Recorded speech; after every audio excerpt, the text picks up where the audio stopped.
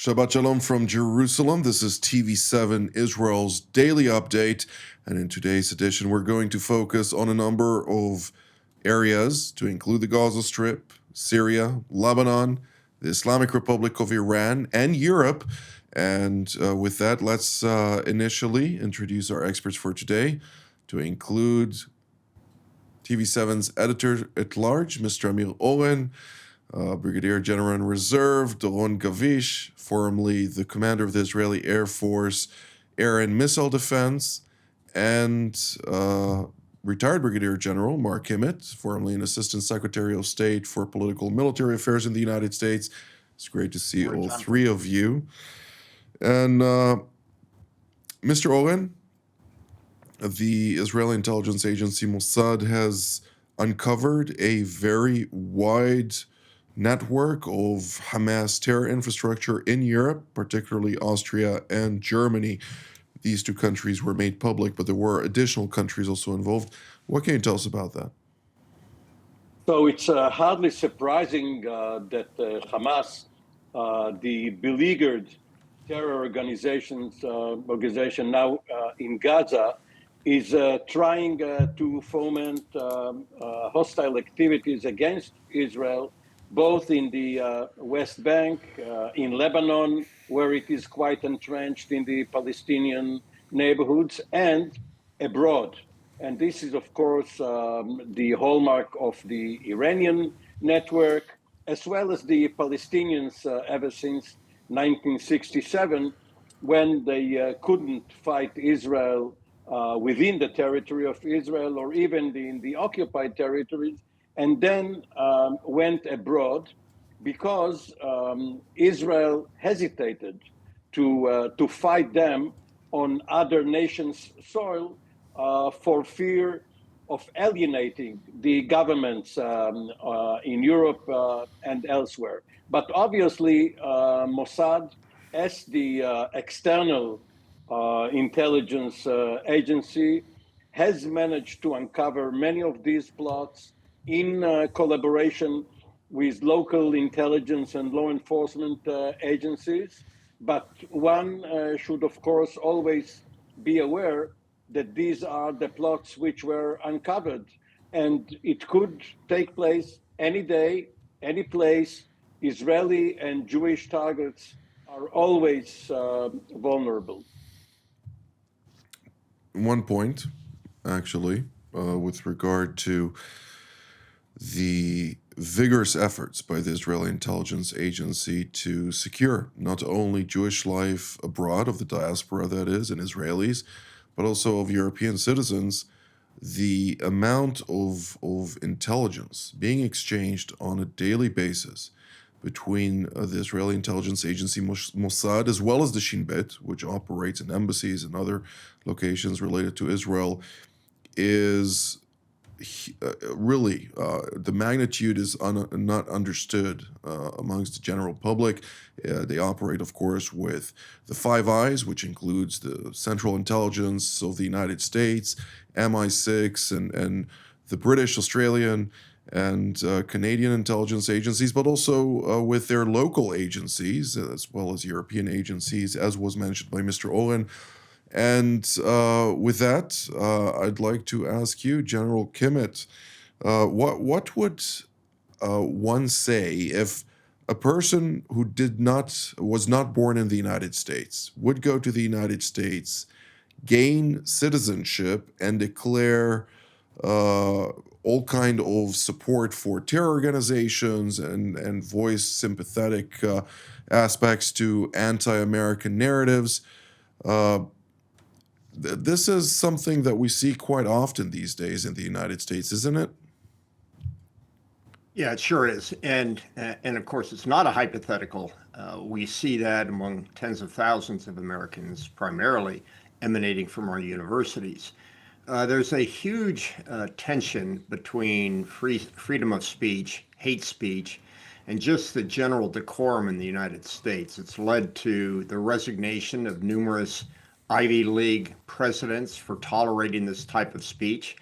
But at the same time, it is odd that some of the most what we would consider left-wing organizations like the American Civil Liberties Union have actually promoted the notion of free speech. So this is an old constitutional and historical issue for the United States. In a lot of ways, it's solved very much like the Supreme Court ruling when the judge said, I don't know what is obscene, but I know it when I see it. And I think for Americans, hate speech, they can't define it, but they know it when they hear it. Absolutely. Well, hear this. Germany has had enough, and the German federal authorities have decided, after a man who originated from Syria, was born in Syria, immigrated to Germany, gained citizenship, and just recently came out and voiced sympathy for and support for the Islamist Hamas. This week it's been revealed his citizenship has been revoked and he will be sent out of the country. This is now going to be a practice, according to the German Interior Minister, that will be pushed forward quite vigorously. And anybody who does not stand in value or is aligned with the values of the German state and the German people will no longer have a place in Germany. Could you see something like that also happening in the United States anytime soon, General Kimmett? I really don't think so. We do have a line between speech and action. I think if we had somebody promoting that speech and promoting action and participating in action to uphold that speech, I think we would go out of our way to export, to send somebody back to their country of origin. But we're pretty permissible on the issue of free speech and stretch that considerably. Unlike, I think, you see now in Great Britain, where they may have gone too far in the suppression of free speech to the point where they're now rounding up old ladies on the streets for criticizing actions of others and speech of others. Indeed, particularly those who are vigorously opposed to the migration, or rather the mass invasion, some may say, of Islamists who have been quite also aggressive in the United Kingdom. It's widespread on social media throughout Europe. I'm not sure whether authorities are limiting those type of videos in the United Kingdom itself, but those type of censorships actually occur, including with recent laws passed by the European Union in EU member states. Unfortunately, we're going to see more and more freedoms of speech being trampled upon, irrespective of the necessary debate of the difference between what hate speech actually is and what actual free speech represents. But General Gavish, I'd like to hear your take from an Israeli perspective. Right now, Israel is operating in synergy with the CMCC, trying to figure it out, so to speak, with regard to the situation in the Gaza Strip. But if you look to the wording in the UN Security Council Resolution 2803, it actually raises questions, since the Arab nations were very vigorous in their demand that the ISF would be established upon the demilitarization or disarming of the Islamist Hamas. How does that work in current context, where the terrorist organization is refusing to disarm? Well, this is for sure one of the first challenges that we are all going to face. But going back to the micro picture, I think that really we have to again and again remind everyone that now it's an issue of the Arabic countries, Turkey also, Qatar and others, to deal with the Hamas. This is their agenda, this is what they want to do, this is their expectation, and they are the one that should press the Hamas.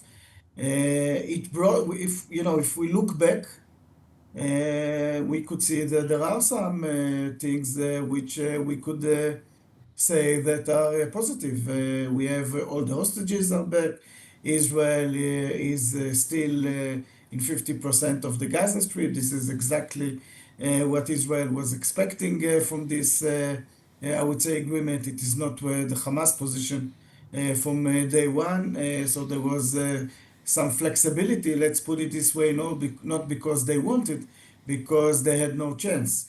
And because Israel was pressuring them, and because the Arab countries were pressuring them, and because they were in a very tough situation. So I hope that this is what will happen also for the future. The Hamas, with the, they could say what they want, but at the end of the day, when it comes to the decision making, I hope that they would go along with the Arab countries first, and of course with everyone. So from the Israeli interest, I think we should be a bit patient, let things happen, and see how they would be structured.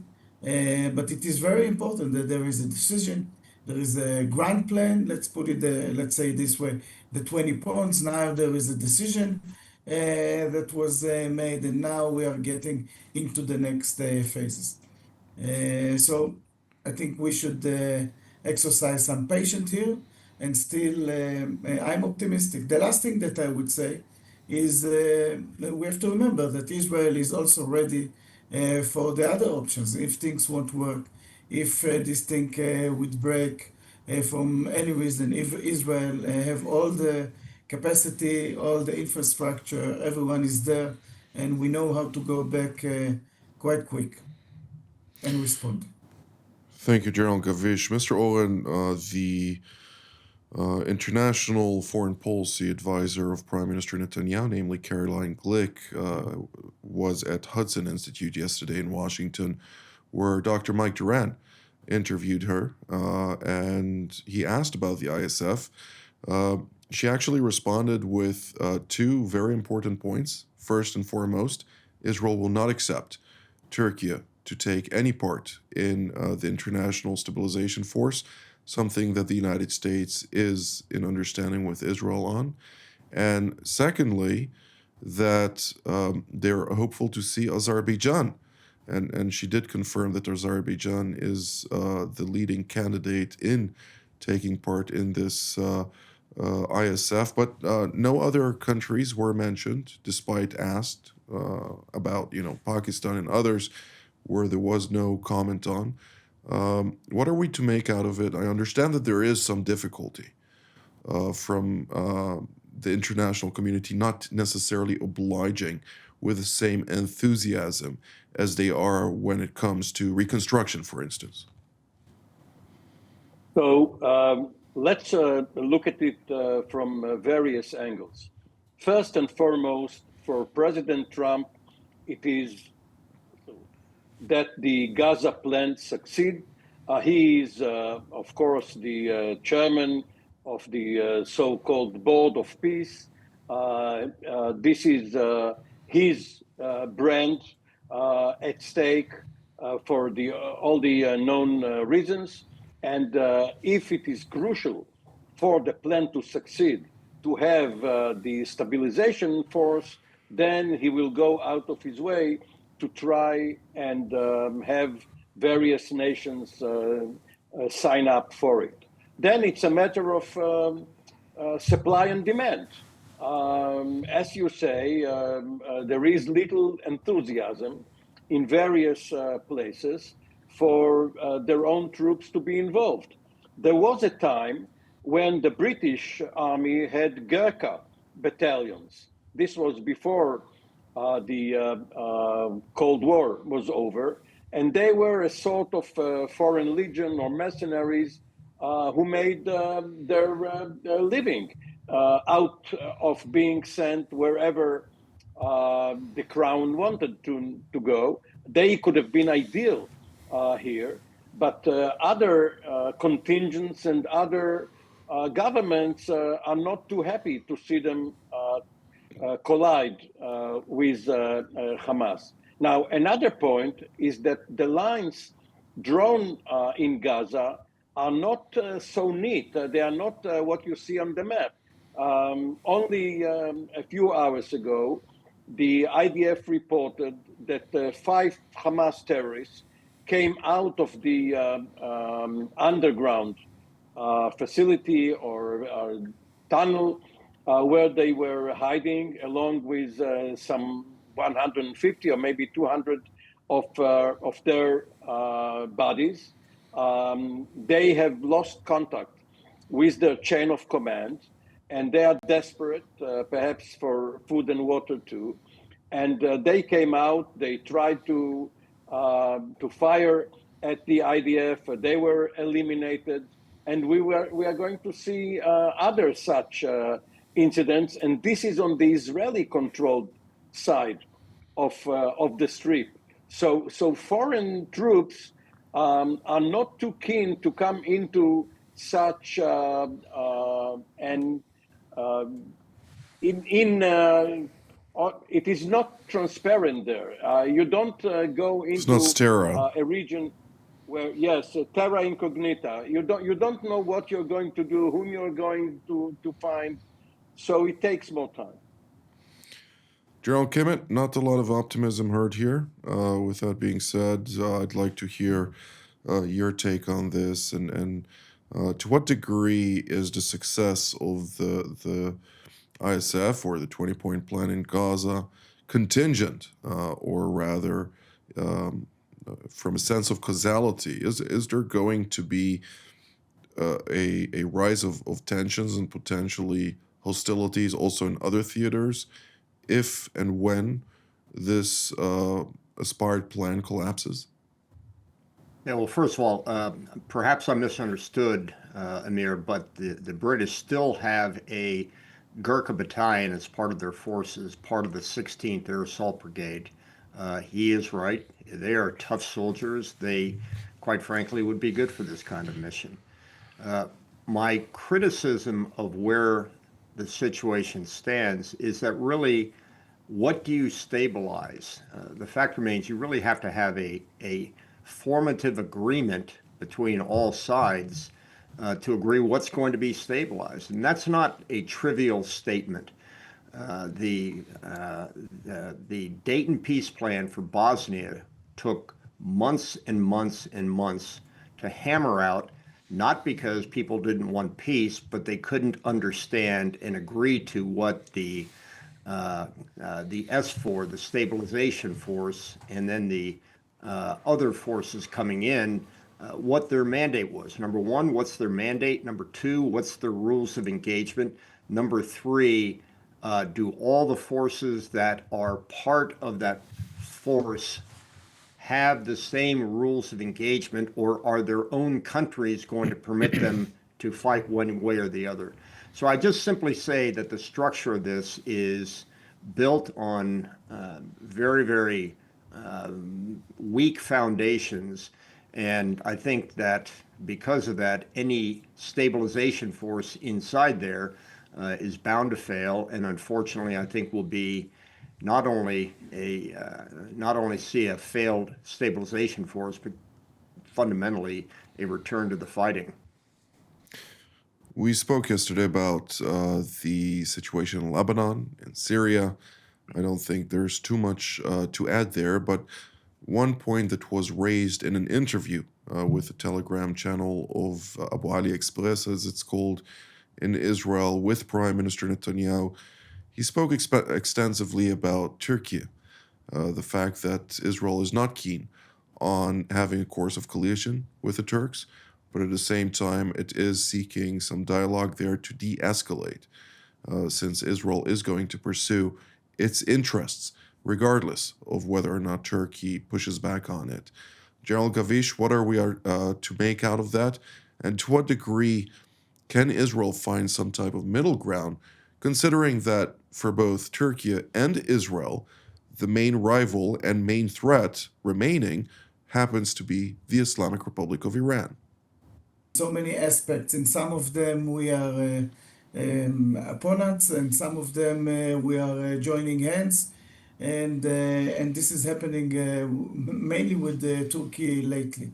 You're fully right when it comes to Iran. Both of us, we would like Iran to be contained, and the interests there are aligned. But this is basically the only place that our interest in the region is aligned. And maybe to add what you were asking Mr. Owen before about Turkey in the Gaza Strip. It is not only that Israel doesn't want Turkey to be part of this arrangement. Also, the Saudis doesn't want it. Also, Egyptians doesn't want it. And we have to remember that Turkey is a country, together with Qatar, that are in favor of the Muslim brothers. And Egypt, remember what happened with the Muslim brothers in Egypt, and of course the Saudis see the Muslim brothers as their rivals. So this is something that it is part of the constellation. Let's put it this way. From the Israeli point of view, it's the same. Of course, we don't want their influence, and here we would have to make a decision. And this sometimes would have to be a ad hoc decision, and sometimes it would be part of our national strategy that would reflect how we are going to behave. And we have to remember and remind again that when it comes to our strategy, to the way that Israel is conducting its efforts in the Mediterranean, basically as a lesson learned of the 7th of October, is to prevent our enemies and opponents to influence in such a point that we see it as a strategic threat toward Israel. So very complicated. You're right with Iran, but in general, Israel wouldn't like Turkey to play a significant part in the Mediterranean, and not only Israel. Thank you, General Gavish. We don't have very much time left, unfortunately, and I still want to hear Mr. Oren and General Kimmett on this. So, if you may keep it short, Mr. Oren, I would like to hear the context here, because obviously Turkey is increasing its influence in Lebanon, in Iraq, as well as in Syria, obviously. This comes at the expense of the Iranians at a large degree, particularly in Lebanon and Syria. The Iranians are not sitting idly by and just waiting as spectators, are they? Well, of course, they are trying to smuggle weapons through Syria, through Iraq, and then Syria into Lebanon for Hezbollah. But just imagine if the Turks get the authority to handle the maritime border of Gaza, they would let all of their flotillas come in and help Hamas. Iran would not have to rearm Hamas. Turkey Yeah, but Amir Oren, but that's just not going to happen. Go ahead. That's obvious that it's not going to happen, is what I mean. Trump is the pivot here. He is on excellent terms with most everybody. Erdogan, Mohammed bin Salman, Netanyahu. But apparently, he's in favor of bilateral relations. If he could get Netanyahu and Erdogan into the same room and mediate between them, fine. Now, the Iranians seem to have this notion because they have tried through Mohammed bin Salman to get some message to President Trump. We didn't hear the last of it, what came out of this probe. Thank you, Mr. Owen. General Kimmett, the last 2.5 minutes are yours. And if you could also add the context of the IAEA Board of Governors, since they have concluded their meeting this week, during the course of which the Iranians have highlighted that any arrangements reached prior are just null and void, to include the arrangement that was reached with the Director General of the IAEA in Egypt, where they wanted to grant the agency or nuclear watchdog access into the various nuclear installations in Iran. To date, it's not happened, and the E3, as well as the United States, are seemingly concerned. Yeah, listen, my direct association with the Turkish military is decades old, aged, I should say. Served with them in Bosnia. They did provide a humanitarian mission in there, military mission. They did follow the orders of a previous government inside Turkey. and they're really quite skilled at humanitarian support. I think that if Erdogan was persuaded in that room when he's with Netanyahu that his forces would only be involved in humanitarian activities, personally, I feel there might be a role. That said, I think that's a decision for Israel to make and not the United States. And look, on Iran, we all know what's happening. I'm expecting any day that they're going to announce that they pulled out of the Non-Proliferation Treaty. So again, I think this kabuki dance that we're doing with Iran, let's give them one more chance, one more time, one more day. I think we've seen this story, and I'm pretty sure I know where it's going to end up. I'm pretty sure I'm going to be in alignment with you on this one. Not just that. Not important to be. Right, fair enough. Trying the same thing over and over again and expecting different results does not seem to be the best discourse or course of action at that. But nonetheless, when we are looking right now at the latest, today, Germany has called on all of its citizens to leave Iran as quickly as possible. So they're not the last and they're not the first. Many countries are expecting something big to take place. We just have to wait and see. I'd like to thank Mr. Amir Oren, Brigadier General in Reserve Doron Gavish, and retired Brigadier General Mark Kimmett for all of your insights today. Sure. And I'd like also to thank all of you at home as well. Wishing you a Shabbat Shalom from here in Jerusalem. Until our next update.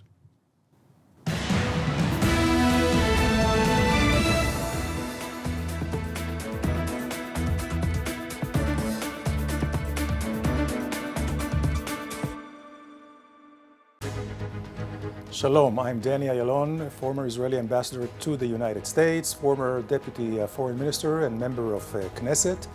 Today, I'm very privileged to be hosting TV7's Middle East Review and also being a panelist of the various shows of TV7, which I find the most enlightening, most educating if you really want to understand the world, the global scene as well as the regional scene of the Middle East.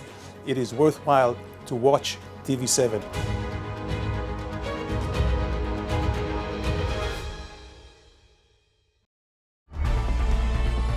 Jerusalem Studio, now available on Spotify.